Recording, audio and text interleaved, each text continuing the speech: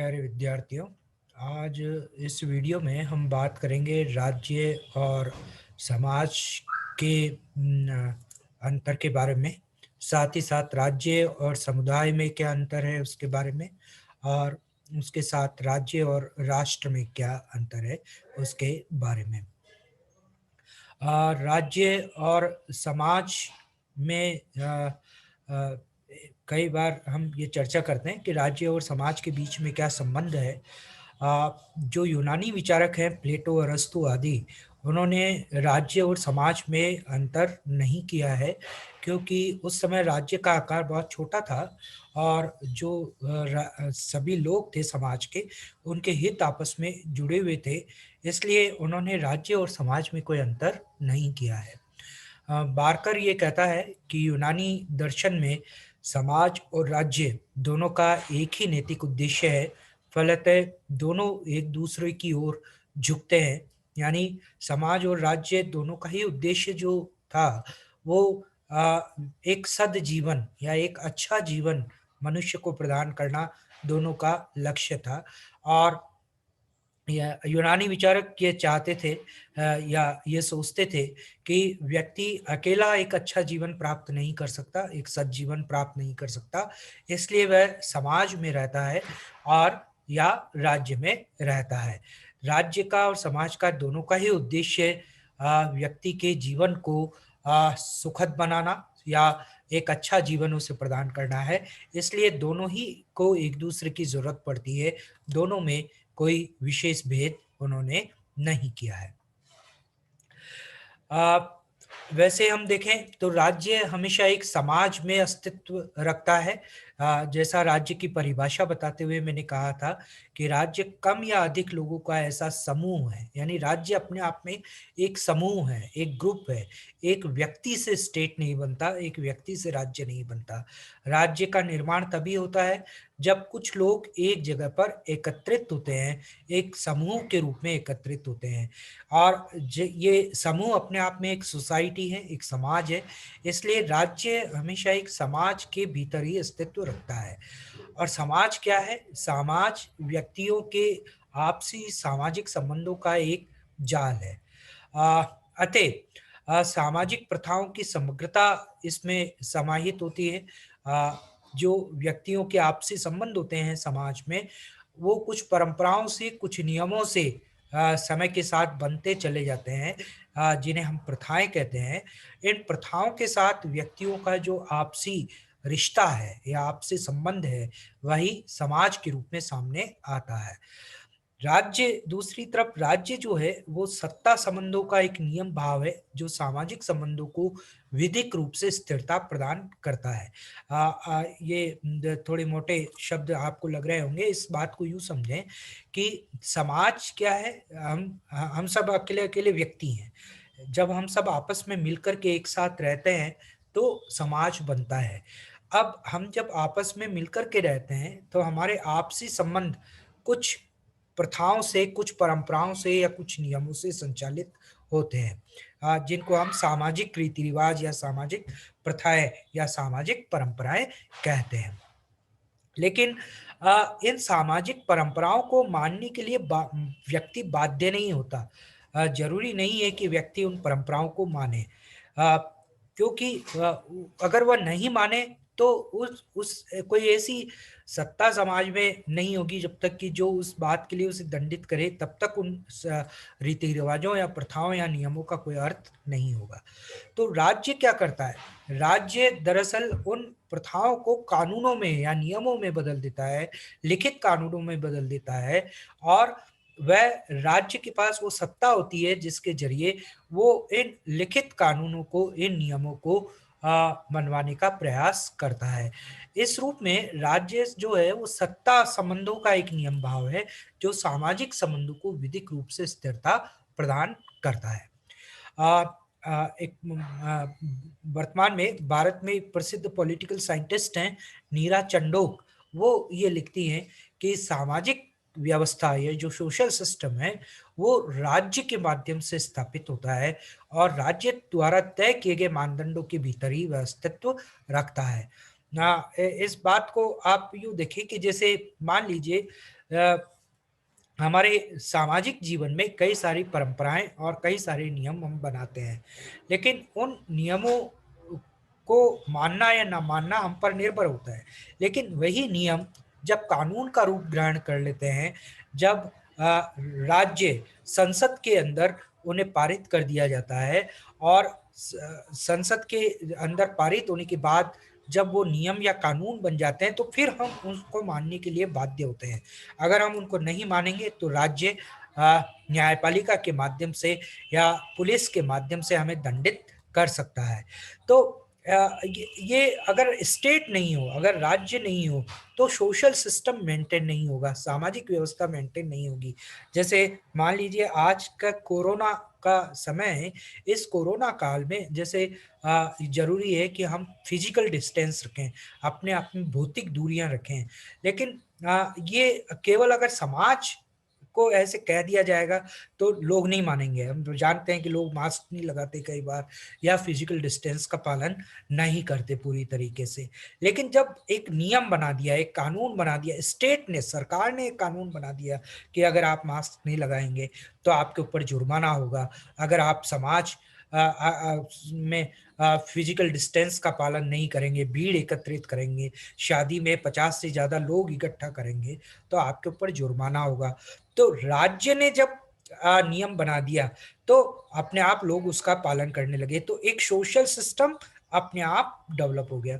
तो कोई भी सोशल सिस्टम, कोई भी सोसाइटी जो है, वो राज्य द्वारा तय किए गए कानूनी मानदंडों के भीतर ही अस्तित्व रखती है। इसलिए सोसाइटी अपने आप में जो है एग्जीक्यूट नहीं होती या सोसाइटी अपने आप में आगे नहीं बढ़ सकती है, जब तक कि राज्य उसको विनियमित नहीं करे अपने कानूनों और नियमों के माध्यम से। अगर राज्य के कानून या नियम नहीं होंगे तो सामाजिक व्यवस्था बिगड़ जाएगी। अ, राज्य और समाज में मोटे-मोटे तौर पर अंतर क्या है? समाज जो है वह समय की दृष्टि से राज्य से पहले आता है, क्योंकि पहले व्यक्तियों ने समाज बनाया और समाज के बाद स्टेट आया। आदिकालीन मनुष्य भी जो है समाज में रहता था, किंतु राज्य का विकास या राज्य के नियमों का विकास कालांतर में हुआ। राज्य समाज की अन्य संस्थाओं की तरह ही एक संस्था है उसकी या उसका एक अंग है, वह समाज का एक रूप नहीं है। अ, कार्यात्मक दृष्टिकोण से देखें तो दोनों में भिन्नता है, जहाँ राज्य का काम होता है कानून का निर्माण करना और उसको प्रवर्तित कराना, जबकि समाज के बहुत सारे उद्देश्य हैं। समाज का उद्देश्य ये है कि समाज में रहकर हम अपना बौद्धिक, नैतिक और आर्थिक विकास प्राप्त करते हैं। तो समाज के बहुआयामी उद्देश्य होते हैं, जैसे हम जो संस्कार प्राप्त करते हैं या हम जो हम अपने जीवन के अंदर जो मूल्य प्राप्त करते हैं, जो हमारा नैतिक विकास होता है, जो भाईचारे की भावना का विकास होता है, दो दूसरों के साथ रहने की भावना का, सहचार्य का जो विकास होता है, ये सब समाज के भीतर ही होते हैं। तो समाज के बहुत सारे उद्देश्य हैं, जिनको हम बौद्धिक, नैतिक और आर्थिक आदि उद्देश्यों में बाँट सकते हैं। लेकिन राज्य का जो उद्देश्य है वो है कानून का निर्माण करना और कानून को लागू करवाना, कानून के माध्यम से सामाजिक व्यवस्था बनाए रखना। संरचनात्मक दृष्टिकोण से यानी स्ट्रक्चर के दृष्टिकोण से भी दोनों में भिन्नता है। बार्कर के अनुसार व्यक्ति जो है वह कानूनी उद्देश्य से राज्य का सदस्य बनता है, जबकि सामाजिक उद्देश्य से वह समाज के कई संघों का सदस्य बनता है। हम राज्य की सदस्यता इसलिए लेते हैं क्योंकि राज्य हमारे अधिकारों की सुरक्षा का वचन हमें देता है। वह ये वचन हमें देता है कि वह हमारी जो जीवन का अधिकार है, हमारा जो स्वतंत्रता का अधिकार है, हमारा जो संपत्ति का अधिकार है या दूसरे हमारे जो मूल अधिकार हैं, वह उनकी रक्षा करेगा। और दूसरे लोग हमारे इस आज़ादी को या हमारी इस स्वतंत्रता को या हमारी संपत्ति को या हमारे जीवन को नुकसान पहुँचाए, तो वह उनके विरुद्ध कानूनी कार्रवाई करेगा। इस कानूनी उद्देश्य से हम राज्य के सदस्य बनते हैं। लेकिन समाज के सदस्य हम कई सारे सामाजिक उद्देश्यों के कारण से बनते हैं और हम समाज में केवल एक संस्था से नहीं जुड़ते, समाज में अलग-अलग संस्थाओं से बन जुड़ते हैं। जैसे हम अपनी जातीय संघों से जुड़ते हैं, हम अगर विद्यार्थी हैं तो विद्यार्थियों की समूह से जुड़ते हैं, हम अगर शिक्षक हैं तो शिक्षकों के संघ से जुड़ते हैं, या हम कोई सामाजिक कार्य करना चाहते हैं, हम समाज के बेहतरी के लिए अगर कोई काम करना चाहते हैं, तो उस तरह के जिस भी उद्देश्य को लेकर हम चल रहे होते हैं, उस तरह के उद्देश्य से बने हुए संघों से हम सदस्य बनते हैं। फिर समाज की और राज्य की जो कार्य संचालन की तकनीक है, उसमें भी भिन्नता है। राज्य जो है वो बल प्रयोग करता है और बल प्रयोग के उपकरणों के माध्यम से कार्य संचालन करता है। वह कानून का प्रयोग कराने के लिए हम जानते हैं पुलिस है या सेना है, पुलिस या सेना के माध्यम से बल प्रयोग करके कानून या सामाजिक व्यवस्था को बनाए रखने का काम करता है। लेकिन समाज जो है वह स्वैच्छिक कार्यों और दृढ़ विश्वास के माध्यम से कार्य करता है। अ, समाज का जो क्षेत्र है वो एक व्यापक क्षेत्र है। उसमें अनेक रूप और अनेक शक्तियां सम्मिलित होती है, जिनका उदय राज्य से नहीं होता, वह स्वतः विकसित होती है। जबकि राज्य का जो क्षेत्र है वो केवल व्यक्ति के कानूनी हितों तक ही लिमिटेड होता है। तो समाज जो है वो राज्य की अपेक्षा ज्यादा व्यापक है, ज्यादा विस्तृत है।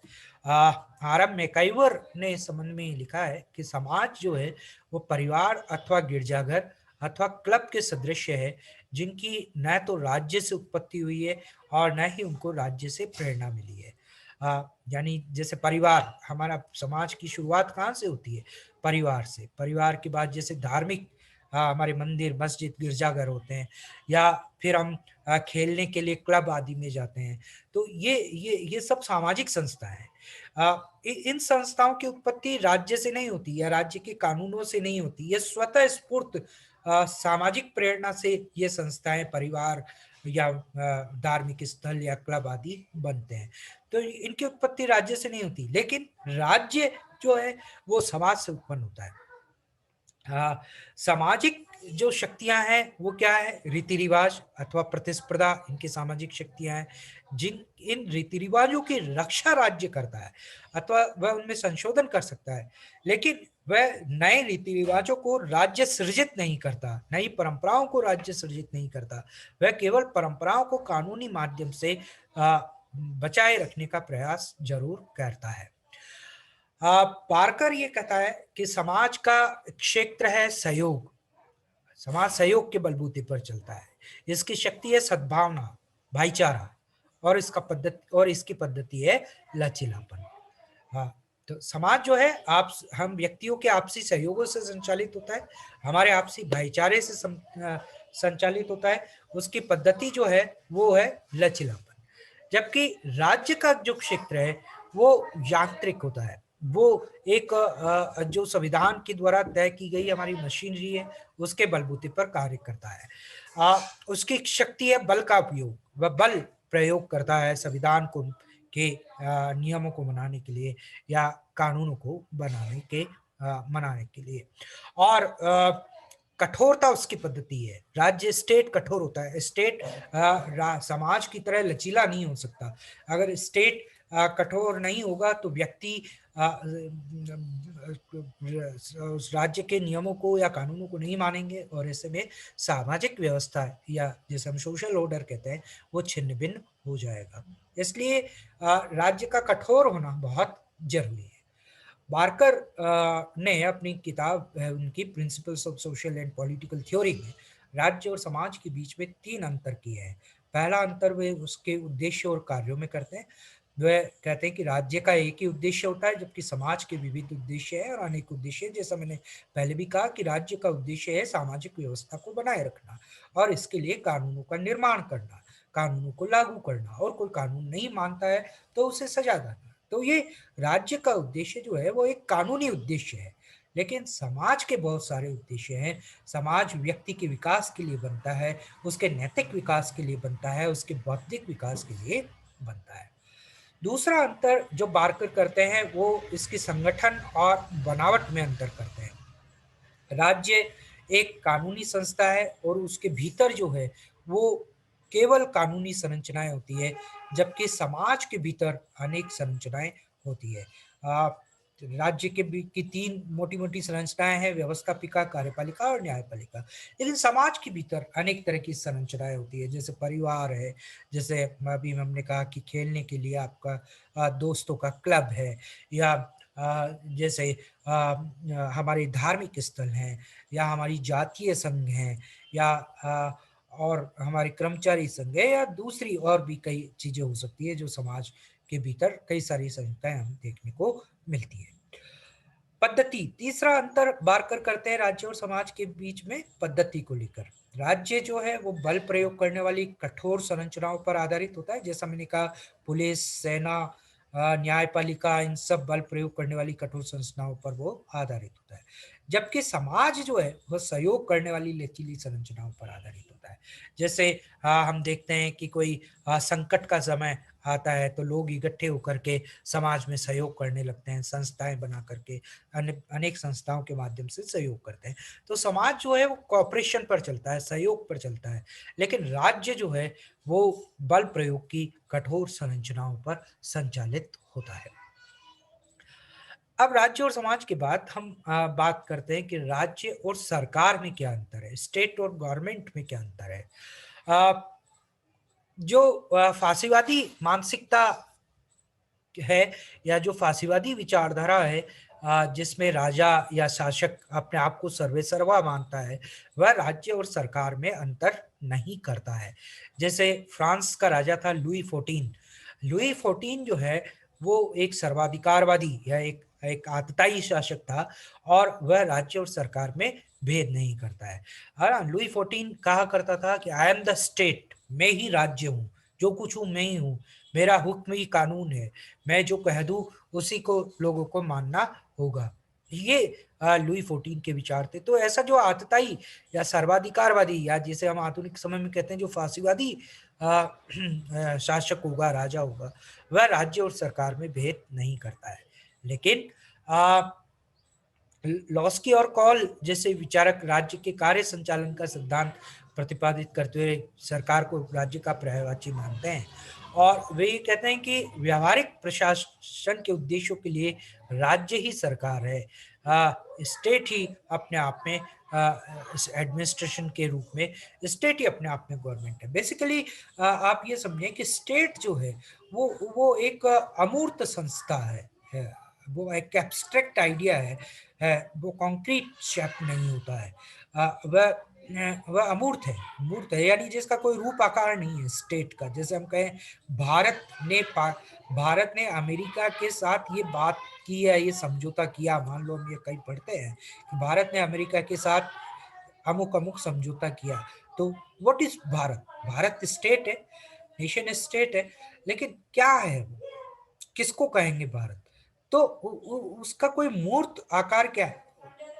जब हम ये बात करें कि भारत ने अमेरिका के साथ ये समझौता किया, इसका मतलब है भारत की सरकार ने अमेरिका की सरकार के साथ ये समझौता किया। तो राज्य का की जो सारी आ, जो उसकी एक कहें कि एजुकेशन है, या जो उसका क्रियात्मक रूप है, वो सरकार के माध्यम से ही अभिव्यक्त होता है। और इसीलिए लास्की कहता है कि जो एडमिनिस्ट्रेशन या प्रशासन के उद्देश्यों के लिए हम अगर देखें तो राज्य ही अपने आप में सरकार है। कॉल ने सेल्फ गवर्नमेंट इन इंडस्ट्री अपनी किताब में ये लिखा है कि एक राज्य जन समुदाय में न्यूनाधिक सरकार के राजनीतिक तंत्र की अपेक्षा कुछ नहीं है। बेसिकली हम जब स्टेट की बात करते हैं तो हम क्या कहते हैं, स्टेट क्या है कि साहब व्यवस्थापिका, कार्यपालिका और न्यायपालिका। अब व्यवस्थापिका, कार्यपालिका और न्यायपालिका अपने आप में किसके अंग हैं? सरकार के। तो स्टेट का मतलब है उसका क्रियात्मक रूप किस में व्यक्त हो रहा है? सरकार में। तो स्टेट जो है वो न्यूनाधिक रूप से उसका अर्थ सरकार से ही लेते हैं, उसके उससे ज्यादा वो कुछ नहीं है। लेकिन फिर भी राज्य और सरकार में कुछ अंतर हम करते हैं। जैसे राज्य जो है स्थायी संस्था है, लेकिन सरकार परिवर्तनशील है। जैसे मैंने कहा कि भारत राज्य, तो भारत तो हमेशा जो है वो रहेगा, तो स्थायी संस्था है। बदलती क्या है? हर 5 साल में सरकार बदलती है ना? आज किसी एक दल की सरकार है, कल किसी और दल की सरकार हो सकती है। तो सरकार तो हर 5 साल में बदल जाएगी, सरकार में बैठने वाले लोग बदल जाएंगे, प्रधानमंत्री बदल जाएंगे, राष्ट्रपति बदल जाएंगे, मुख्यमंत्री बदल जाएंगे, राज्यपाल बदल जाएंगे, सरकार बदलते जाएंगे, न्यायपालिका मुख्य न्यायाधीश बदल जाएंगे, सब बदलते हैं, लेकिन स्टेट अपनी जगह बना रहता है, वह स्थायी संस्था है। फिर राज्य जो है वो व्यापक संस्था है, सरकार उसका एक अंग है। या हमने बात की थी राज्य के 4 तत्वों की। राज्य के 4 तत्व कौन से हैं? जनसंख्या, निश्चित भूभाग, सरकार और संप्रभुता। तो इस तरह से सरकार जो है वो राज्य के 4 अंगों में से एक अंग है। तो व्यापक कौन सी चीज हुई? राज्य। सरकार उसका अंग है। राज्य का उद्देश्य जो है वो जन कल्याण करना होता है, वेलफेयर करना होता है, और सरकार उसके जन कल्याण के का जो है वो माध्यम होती है। राज्य उसके जन कल्याण का माध्यम होती है, सॉरी, सरकार उसकी पूर्ति का माध्यम होती है। राज्य का उद्देश्य क्या है? अपने भीतर रहने वाले लोगों का कल्याण करना, और उसकी पूर्ति जो है वो सरकार के माध्यम से होती है। राज्य के पास अनिवार्य रूप से प्रभुसत्ता होती है। सॉवरेन हमेशा स्टेट होता है। सरकार केवल राज्य के नाम पर उस शक्ति का प्रयोग करती है। सरकार अपने आप में सॉवरेन नहीं होती है। जैसे मान लो अभी कोई गवर्नमेंट है भारत में, तो वो गवर्नमेंट अपने आप में सॉवरेन, सॉवरेन का मतलब वह कुछ भी आदेश निकालने के लिए स्वतंत्र नहीं है, वह राज्य के नियमों से या राज्य के संविधान से बंधी हुई है। स्टेट अपने आप में सॉवरेन होता है, गवर्नमेंट सॉवरेन नहीं होती। सरकार के अनेक रूप होते हैं, राज्य की एक ही धारणा होती है। सरकार तो डेमोक्रेटिक हो सकती है, सरकार लोकतांत्रिक हो सकती है, राजतंत्रीय हो सकती है, सैनिक तानाशाही वाली सरकार हो सकती है, मिलिट्री सरकार हो सकती है, साम्यवादी सरकार हो सकती है, फांसीवादी सरकार हो सकती है। तो सरकार के बहुत सारे रूप हो सकते हैं, लेकिन राज्य अपने आप में एक ही धारणा। राज्य वो है जो कम या अधिक लोगों का समूह है, जिसके अपनी एक निश्चित भूमि पर वो समूह रहता है, और जिसकी अपनी एक सरकार होती है, और वह सरकार आंतरिक और बाह्य रूप से संप्रभु है। ये 4 चीजें जहां हो जाएगी वो स्टेट बन जाएगा। लेकिन सरकार अपने आप में उसके रूप अनेक होते हैं। फिर सरकार की जो अधिकार है या सत्ता जिसे हम कहते हैं, वो मौलिक नहीं है, राज्य से ही मिलते हैं। मैंने कहा कि सरकार आज जैसे जो सरकार में बैठे हैं वे लोग कोई नियम बना रहे हैं, कानून बना रहे हैं, तो ये उनका अधिकार नहीं है, ये उनका मौलिक अधिकार नहीं है, ये तो उन्हें स्टेट से मिले हैं, राज्य से मिले हैं। उनको सत्ता राज्य से मिली है। जब वो वो दल या वो लोग सत्ता में नहीं रहेंगे तो वो सत्ता उनसे छिन जाएगी। तो इस प्रकार सरकार के जो अधिकार है वो मौलिक नहीं होते, वो उसको राज्य से मिलते हैं। फिर राज्य और अन्य समुदायों में भी अंतर होता है। राज्य की सीमा सुनिश्चित होती है, लेकिन जो अन्य समुदाय यानी दूसरे जैसे कोई वर्ग है, संघ है या आर्थिक समुदाय होते हैं, उनकी कोई सीमा नहीं होती है। हाँ, कोई कोई समुदाय जो है वो बहुत सारे रूपों में बाहर, राज्य के बाहर भी हो सकता है। फिर राज्य की सदस्यता जो है वो अनिवार्य है। समुदायों या संघ की सदस्यता ऐच्छिक है।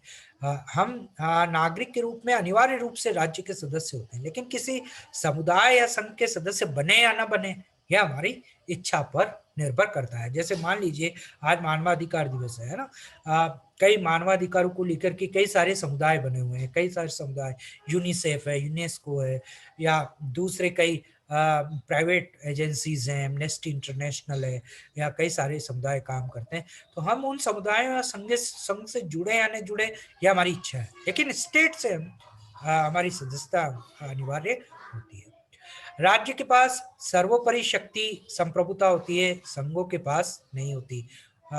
उनके पास बाध्यकारी सत्ता नहीं होती। मैंने कहा सॉवरेन हमेशा स्टेट होता है, उसके पास संप्रभुता शक्ति होती है, लेकिन जो अन्य समुदाय होते हैं उनके पास संप्रभुता शक्ति नहीं होती, या अपने नियमों को बनाने की शक्ति नहीं होती। राज्य के नागरिक उसके प्रति निष्ठा रखते हैं, लेकिन समुदाय में निष्ठाओं में होड़ होती है। कोई जरूरी नहीं है कि उसका सदस्य उसके प्रति पूरी निष्ठा रखता हो।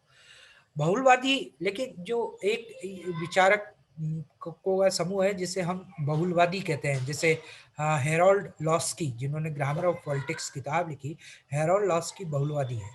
वे राज्य को अन्य समुदायों की तरह ही एक समुदाय मानते हैं। यानी वो ये कहते हैं कि साहब समाज में जैसे दूसरे अन्य समुदाय होते हैं, दूसरे अन्य संघ होते हैं, वैसे ही राज्य भी अपने आप में एक संघ है जिसका काम व्यक्ति की सुरक्षा करना है। लास्की, बार्कर और मैकाइवर इस बात को मानते हैं और इसीलिए ये लोग संप्रभुता का जो विचार है या सॉवरेंटी का जो विचार है उसकी ये विचारक आलोचना करते हैं। अंतिम बात हम करते हैं राज्य और राष्ट्र में क्या अंतर है, एक नेशन और स्टेट में क्या अंतर है। देखिए, राज्य जो है वो राजनीतिक संगठन होता है, पॉलिटिकल स्ट्रक्चर है, पॉलिटिकल ऑर्गेनाइजेशन होता है जिसको एक पॉलिटिकल ग्रुप सरकार के माध्यम से संचालित करता है। लेकिन राष्ट्र जो है वो एक सांस्कृतिक संगठन है, एक कल्चरल यूनिट है वो। और राष्ट्र की परिभाषा ये है कि जब एक जाति, एक समूह, एक भाषा, एक धर्म, एक संस्कृति के लोग एकत्रित हो जाते हैं तो राष्ट्र बनता है। हालांकि ये यूरोपीय अवधारणा है, भारत में ये अवधारणा नहीं है, लेकिन विभिन्न संस्कृतियों के लोग भी एकत्रित होकर के एक राष्ट्र का रूप धारण कर सकते हैं। ये राष्ट्र अपने आप में एक कल्चरल यूनिट है, जबकि स्टेट जो है वो एक पॉलिटिकल यूनिट है, एक राजनीतिक संगठन है। राज्य और जातियां जिनकी अलग अलग संस्कृतियां होती है वो मिलकर के राष्ट्र बनाते हैं। राष्ट्र बेसिकली भौगोलिक सीमाओं में रहने वाले ऐसे लोगों का समूह है जिनकी कल्चरल आइडेंटिटी, सांस्कृतिक एकता जैसे भाषा है, रूप रंग, जातीय पहचान है, ये या खान पान है, रहन सहन है, परंपराएं हैं, वो जब एक सी होती है एक किसी सीमा रेखा में रहने वाले लोगों की, तो उनसे मिलकर के एक राष्ट्र का निर्माण होता है। लेकिन राज्य जो है वह कानून बनाने वाली एक संस्था है। तो इस तरीके से आज हमने राज्य राष्ट्र के बारे में, राज्य अन्य समुदाय के बारे में, राज्य सरकार के बारे में, राज्य और समाज के बारे में जो तुलनात्मक अध्ययन है वो पढ़ा। Thank you very much.